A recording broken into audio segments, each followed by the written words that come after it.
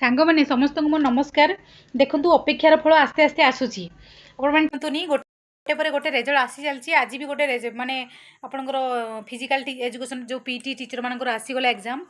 ଆଉ ଅଲଗା ମାନେ ଯେଉଁମାନେ ସବୁ ଅଛନ୍ତି ଆର୍ଟ୍ସ ଆଉ ଓଡ଼ିଆ ମାନଙ୍କର ତ ଟିକେ ପ୍ରୋବ୍ଲେମ୍ ଚାଲିଛି। ଆଉ ସମସ୍ତଙ୍କର ଆସିଯିବ। ସାଂସ୍କ୍ରିଟ ପିଲାମାନଙ୍କର ତ କିଛି ଅସୁବିଧା ନାହିଁ। ଖାଲି ମାନେ ଯେଉଁ ହିନ୍ଦୀ ଆଉ ସାଂସ୍କ୍ରିଟରେ ମୋଡ୍ସ ହେଇକି ଥିଲା ତାକୁ ବି ଅଲଗା କରିଦେଇଛନ୍ତି। ଆଉ ସେକେଣ୍ଡ ୱିକ୍ରେ ଅଛି ଆପଣଙ୍କର ମାନେ ହିୟରିଂ ଅଛି। ଥାର୍ଡ଼ ୱିକ୍ ସୁଦ୍ଧା ଆପଣଙ୍କର କମ୍ପଲସରି ଆସିଯିବ। ଆଉ ଗୋଟେ କଥା ହେଲା ସମସ୍ତେ ଯାଉଛନ୍ତି ଷ୍ଟ୍ରାଇକ୍କୁ, ଆପଣମାନେ ଯାଆନ୍ତୁ। ଯେଉଁମାନଙ୍କର କମ୍ ନମ୍ବର ଅଛି ସେମାନେ ବି ଯାଆନ୍ତୁ, କାରଣ ଇଏ LTR କାମ ଯେତେ ଶୀଘ୍ର ସରିବ ଆପଣମାନେ ଆଗକୁ ପଢ଼ିପାରିବେ। ଏମିତି ଭାବୁଛନ୍ତି ଆରେ ମୋର ଏତିକି ଅଛି, ଯେଉଁମାନେ 110 ବି ରଖିଛନ୍ତି କି 108 9 ରଖିଛନ୍ତି ସେମାନେ ଭାବୁଛନ୍ତି ଆମର ହେବ, ତ ହୁଏତ ହେଇ ବି ପାରେ। ଆପଣମାନେ ଭାବିବେ ଯେ ଆରେ ହେବ କି ନାହିଁ ବୋଲି ଭାବିକି ଟେନସନ୍ରେ ଅଛନ୍ତି। ଯଦି ଆପଣ ରେଜଲ୍ଟ ଆସିଯିବ ସେଇ ଅନୁସାରେ ହଁ ମୋର ତ ହେଲାନି, ମୁଁ ଆଗକୁ ପ୍ରିପେୟାର କରିବି, ଏମିତି ମୁଁ ଜାଣିଛି। ମାନେ ଭାବୁଥିବେ ପଢ଼ିବା ପାଇଁ, କିନ୍ତୁ କେବେ ପଢ଼ିପାରିବେନି, କାରଣ ବହୁତ ମନରେ ଟେନସନ୍। ହେବ କି ନାହିଁ, ମାନେ ପଢ଼ିବି କି ନାହିଁ, ଛାଡ଼ିଦେବି କି କ'ଣ। ତେଣୁ ଗୋଟେ କାମ କରନ୍ତୁ, ସମସ୍ତେ ମାନେ କମ୍ ନମ୍ବର ଅଛି ସେମାନେ ବି ଯାଆନ୍ତୁ। ଏ ପ୍ରୋସେସିଂ ଯେତେ ଶୀଘ୍ର ସରିବ ସେତେ ଆପଣଙ୍କ ପାଇଁ ହେଉଛି ବହୁତ ଭଲ, କାରଣ ଆପଣ ଅଲଗା ପାଇଁ ପଢ଼ିପାରିବେ। ଏଇଟା ନହେଲେ ତ ନାହିଁ ଆମେ ଅଲଗା ପାଇଁ ପଢ଼ିବା, ସେମିତି କିଛି ନାହିଁ। ଆମର ଗୋଟେ ହେଲାନି ବୋଲି ଆଉ ଗୋଟେ ହେବନି, ଏମିତି କିଛି ଇଏ ନାହିଁ। ତେଣୁ ଆପଣମାନେ ସମସ୍ତେ ଯାଇକି ହେଲ୍ପ କରନ୍ତୁ। ଯେଉଁମାନେ ଯାଉଛନ୍ତି ମାନେ ଷ୍ଟ୍ରାଇକ୍ କରନ୍ତୁ। ଯେଉଁମାନେ ଏବେ ଭିଡ଼ିଓଟା ଦେଖି ମାନେ ଯାହା ପାଖରେ ପହଞ୍ଚି ପାରୁନି ଆପଣମାନେ ସେୟାର କରନ୍ତୁ। ସେମାନେ ବି ଆପଣ ସାଙ୍ଗସାଥି, ଏମିତି ନୁହଁ କି ଖାଲି ସାଂସ୍କ୍ରିଟ ପିଲା, ହିନ୍ଦୀ ଯେଉଁ ଆଉ ରହିଲେ ଆର୍ଟ୍ସ PCM CBZ PCM ପିଲାମାନଙ୍କର ବି ଆସିଯିବ। ଏବେ PCM ଆଉ CBZ ପିଲାମାନଙ୍କର ବି ଆସିଯିବ। କିନ୍ତୁ ଫିର୍ ବି ଆପଣମାନେ ଯାଆନ୍ତୁ, ଆର୍ଟ୍ସ ପିଲା ସମସ୍ତେ ଯାଆନ୍ତୁ, ଯେମିତି ଶୀଘ୍ର କାମଟା ସରିଯାଉ। କାରଣ ବର୍ଷେ ହେଲାଣି, ଏତେ ଆଉ କେତେ ଅପେକ୍ଷା କରିହେବନି। ଆପଣ ସମସ୍ତେ ଯାଆନ୍ତୁ ମିଶିକି ଷ୍ଟ୍ରାଇକ୍ କରନ୍ତୁ, ନିଶ୍ଚିତ ରେଜଲ୍ଟ ଆସିଯିବ। ଆଉ ନୂଆ ସରକାର ଆସିଛନ୍ତି ମାନେ ସେମାନେ ବି କିଛି ଶୁଣିବେ, ଶୁଣୁଛନ୍ତି ବି। ଆଉ ଆପଣମାନଙ୍କର ବି ଆସିଯିବ। ଏଇ ତ ପିଟି ଆସିଯାଇଛି, ଆଉ PCM CBZ ବି ଆସିଯିବ, ହିନ୍ଦୀ ସାଂସ୍କ୍ରିଟରେ ବି ଆସିଯିବ। ଆଉ ସମସ୍ତେ ଫିର୍ ବି ଯାଆନ୍ତୁ, କିଛି ଅସୁବିଧା ନାହିଁ।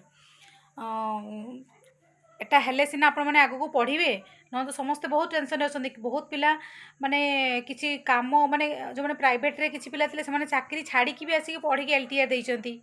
ସେମାନେ ବି ଭାବୁଛନ୍ତି ଯେ ଟିକେ କ୍ଲିଅର୍ ହେଇଗଲେ ଆମେ ବି ଗୋଟେ ଚାକିରି ପାଇବୁ, କିନ୍ତୁ ସେମାନେ ବି ସେପଟେ ଛାଡ଼ି ଦେଇଛନ୍ତି। ନା ସେପଟେ ହେଉଛନ୍ତି ନା ଏପଟେ ହେଉଛନ୍ତି, ନା ଆଗକୁ ପଢ଼ି ପାରୁଛନ୍ତି। ମାନେ ମଝିରେ ଦ୍ୱନ୍ଦ୍ୱ ଭିତରେ ଫସିକି ବହୁତ ଟେନସନ୍ରେ ରହୁଛନ୍ତି। କାରଣ ମୋ ପାଖକୁ ଆସୁଛି ମେସେଜ୍, ମ୍ୟାଡ଼ାମ୍ କେତେବେଳେ ଆସିବ ରେଜଲ୍ଟ, କେତେବେଳେ କ'ଣ ହେବ, ଆମେ ବହୁତ ଡିପ୍ରେସନ୍ରେ ଅଛୁ, କ'ଣ କରିବୁ କ'ଣ ନାହିଁ ବୋଲି ବହୁତ ଟେନସନ୍ ସେମାନେ ହେଉଛନ୍ତି। ତେଣୁ ମୁଁ ତ କହିବି ସମସ୍ତେ ସମସ୍ତଙ୍କୁ ମାନେ ଯାଇକି ସେ PM ଯେଉଁ ଭୁବନେଶ୍ୱର ଯାଇକି ସମସ୍ତେ ଷ୍ଟ୍ରାଇକ୍ରେ ଆନ୍ଦୋଳନରେ ଯୋଗ ଦିଅନ୍ତୁ। ନିଶ୍ଚିତ ମାନେ ଏଇଟା କାମ ସରିଲେ ସିନା ଆଗକୁ କିଛି ପୋଷ୍ଟିଂ ଆସିବ, ଆପଣମାନେ ପଢ଼ିବେ, କିଛି ବି କରିପାରିବେ। ଏମିତି କିଛି ବି ହେଇପାରୁନି ନା। ତେଣୁ ସମସ୍ତେ ଦେଖନ୍ତୁ, ଯଦି ସମସ୍ତେ ମିଶିଯିବେ ତାଙ୍କୁ ବାହାର କରିବା ପାଇଁ ବାଧ୍ୟ, ଆଉ ଏକ୍ଜାମ୍ ଶୀଘ୍ର କରେଇକି ଯେମିତି ପୋଷ୍ଟିଂ ହେଇଯିବ ସେମିତି ସେ କରିବେ। ଆଉ ଆପଣମାନେ ଯଦି ବସିଯିବେ ତାଙ୍କ ପାଇଁ ସୁଯୋଗ, ଯଦି ଗୋଟେ 2 ମାସ ଲେଟ୍ ହେଲା ସେମିତିରେ ଆପଣଙ୍କୁ ସେମାନଙ୍କୁ ପଇସା ଦେବାକୁ ପଡ଼ିବନି ନା। ଗଭର୍ଣ୍ଣମେଣ୍ଟ ତ ଚାହୁଁଛନ୍ତି ଯେତେ ଲେଟ୍ ହେବ ସେତେ ଭଲ। ଗୋଟେ ବର୍ଷର ପଇସା ରହିଗଲେ ତାଙ୍କ ପାଇଁ ବହୁତ ଭଲ। ବୁଝୁଛନ୍ତି କି ନାହିଁ ମୁଁ କ'ଣ କହୁଛି? ତେଣୁ ଆପଣମାନେ ଜଣେ ଯେ ହଁ ସେ ଗଲେ ହେଇଯିବ, ମୁଁ ନ ଗଲେ ହେବନି କି, ଏମିତି ଭାବିବେ। ସେମିତି ନ ଭାବିକି ଯାଆନ୍ତୁ। ଆଉ ଷ୍ଟ୍ରାଇକ୍ରେ ସମସ୍ତେ ପହଞ୍ଚନ୍ତୁ, କିଛି ଗୋଟେ ହେଇପାରିବ। ଆଉ ଗଭର୍ଣ୍ଣମେଣ୍ଟ ବି ଶୁଣିବ, ଗଭର୍ଣ୍ଣମେଣ୍ଟ ନିଶ୍ଚିତ କରିବ। ଦେଖନ୍ତୁ ଫାଇନାଲ୍ ଆନ୍ସର୍ କି ଆସିଯାଇଛି। ଦେଖନ୍ତୁ ପିଟି ପିଲାମାନଙ୍କର ସେମିତି ଖାଲି ଆନ୍ସର୍ କି ଛାଡ଼ିଦେଲା, ତ କ'ଣ ଲାଭ ଏଥିରେ? ଟୋଟାଲ୍ ଯେମିତି ତାଙ୍କର ଛାଡ଼ିଥିଲା ତେଲୁଗୁ ହିନ୍ଦୀମାନଙ୍କର କଟଅଫ୍ ସହିତ ଭେରିଫିକେସନ୍ ପାଇଁ, ସେଇଟା ହେଲେ ମନରେ ଗୋଟେ ସନ୍ଦେହ ଯିବ। ଏମାନେ ପୁଣି ସେମିତି ଆଶାବାଦୀ ରହିକି ରହିବେ, ପୁଣି କେବେ କଟଅଫ୍ ଆସିବ, କେବେ DB ଆସିବ। ଏ ଗୋଟେ ଚଲେଇଛନ୍ତି ଗୋଟେ ଧନ୍ଦା। ଲଗିଂ ଆଇଡି ଦେଖନ୍ତୁ, କ୍ୟାଣ୍ଡିଡେଟ୍ ମେ ଚେକ୍ ତ ରିଭାଇଜ୍ଡ ଫାଇନାଲ୍ ଆନ୍ସର୍ କି, ମାନେ ଲଗ୍ କରିକି ତାଙ୍କ ପର୍ସନାଲ୍ ଇଏରେ ଦେଖିପାରିବେ ସେମାନେ। ଏଥିରେ କ'ଣ ଫାଇଦାଟା ହେଲା? ତେଣୁ ପିଟି ପିଲାମାନେ ବି ମୁଁ କହୁଛି ସମସ୍ତେ ଯାଆନ୍ତୁ, ସମସ୍ତେ ଯାଆନ୍ତୁ। ଦେଖିବେ ଶୀଘ୍ର କାମ ହେବ, ନହେଲେ ଏମିତି ଫସିକି ଥିବ କିଛି ଲାଭ ନାହିଁ। ଠିକ୍ ଅଛି କି ନାହିଁ?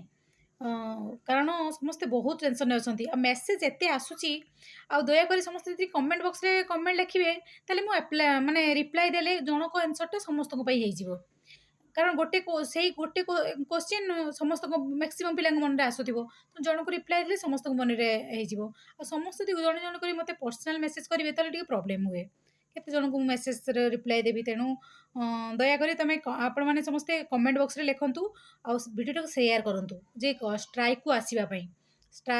ଷ୍ଟ୍ରାଇକ୍‌ରେ ଆସିଲେ ହିଁ ବହୁତ ବେନିଫିଟ୍ ହେବ ଆପଣମାନଙ୍କୁ। କାମଟା ଯେତେ ଶୀଘ୍ର ପାରିବ ସଲ୍ଭ ହେଇଯିବ। ଠିକ୍ ଅଛି? ତେଣୁ ଭିଡ଼ିଓଟା ଯଦି ଭଲ ଲାଗେ ଟିକେ ଲାଇକ୍ କରିବେ, କମେଣ୍ଟ ତ କରିବେ ନିଶ୍ଚିତ। କ'ଣ ଆଉ ଯୋଉ ଡକ୍ୟୁମେଣ୍ଟ କ'ଣ କ'ଣ ଦରକାର ତା ବିଷୟରେ ମୁଁ ଭିଡ଼ିଓ ଆଣିଛି। ଆପଣ ପୂର୍ବ ଭିଡ଼ିଓ ବି ଦେଖିପାରିବେ। ପ୍ରୁଫ୍ ସହିତ ମୁଁ ଦେଇଛି ସେଥିରେ, ପୁରା ୱିଥ୍ ପ୍ରୁଫ୍ କ'ଣ କ'ଣ ଲାଗିବ ଚେକ୍ ଲିଷ୍ଟ ସହିତ ମୁଁ ଦେଇଛି। ତେଣୁ ଦେଖନ୍ତୁ। ହଉ ଠିକ୍ ଅଛି। ଆପଣ ଯଦି କ'ଣ ଆବଶ୍ୟକ ବି କମେଣ୍ଟ ବକ୍ସରେ ଲେଖିବେ। Thank you for watching.